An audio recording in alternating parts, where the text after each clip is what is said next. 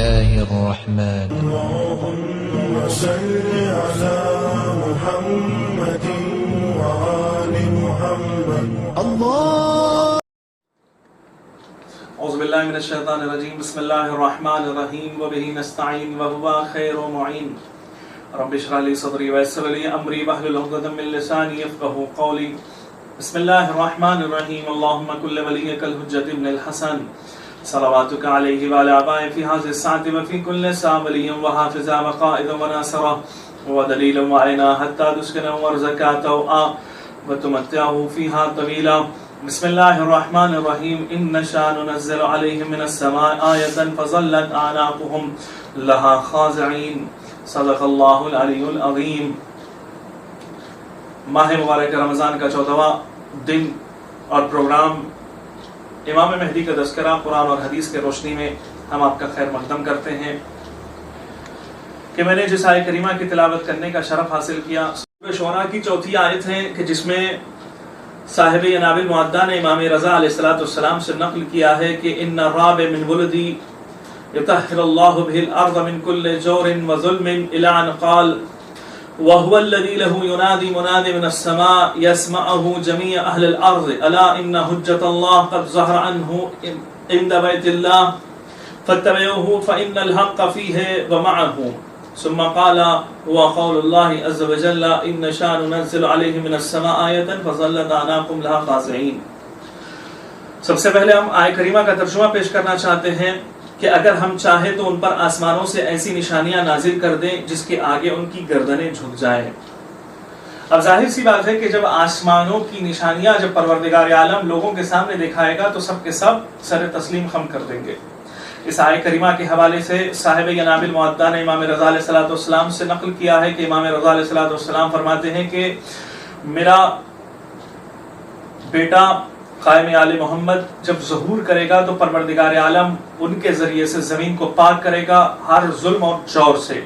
یہاں تک کہ امام فرماتے ہیں کہ ایک آسمان سے ایک ندا آئے گی اور اس ندا کو پورے اہل زمین والے سنیں گے اور یہاں تک کہ وہ آواز آئے گی ان حجت اللہ قد ظہر عند بیت اللہ کہ حجت خدا کا ظہور کعبے کے یہاں ہو چکا ہے. فتبعوہ ان کی اتباع کرو، جلدی کرو اور ان کے پیچھے ہو جاؤ.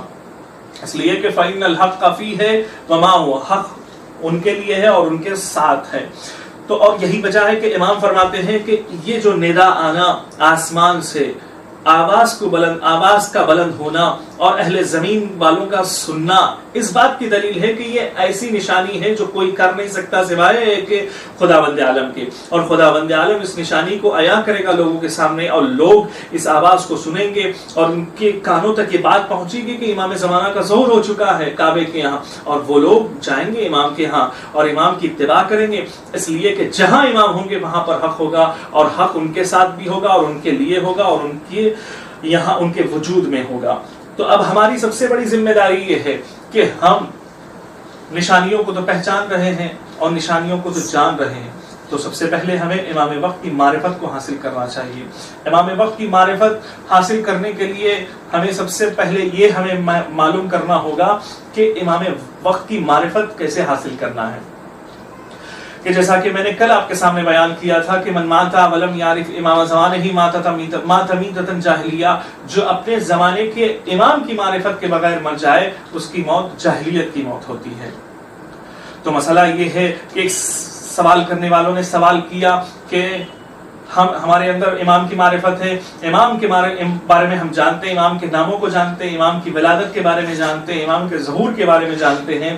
تو ہم یہی کہیں گے کہ امام کے بارے میں جاننا یہ معرفت نہیں ہے، امام کو پہچاننا یہ معرفت ہے.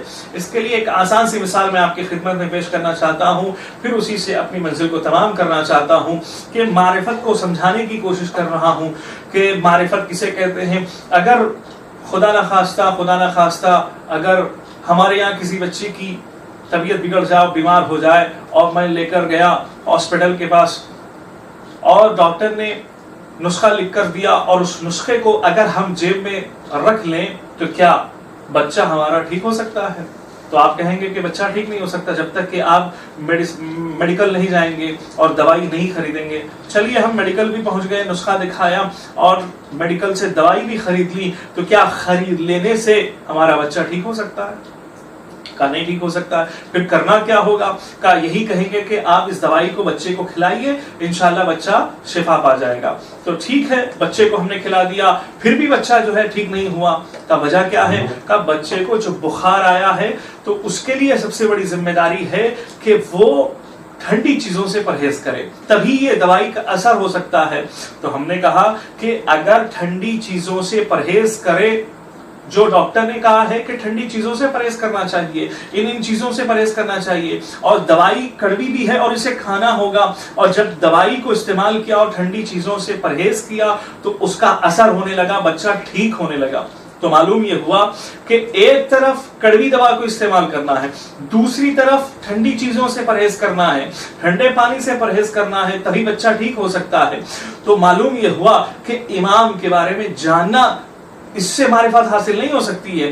امام کے ظہور کے بارے میں معلومات حاصل کر لینے سے ہمارے اندر امام کی معرفت حاصل نہیں ہو سکتی, بلکہ امام نے جس چیز کے بارے میں حکم دیا اس کو انجام دینا, یہی امام کی معرفت ہے.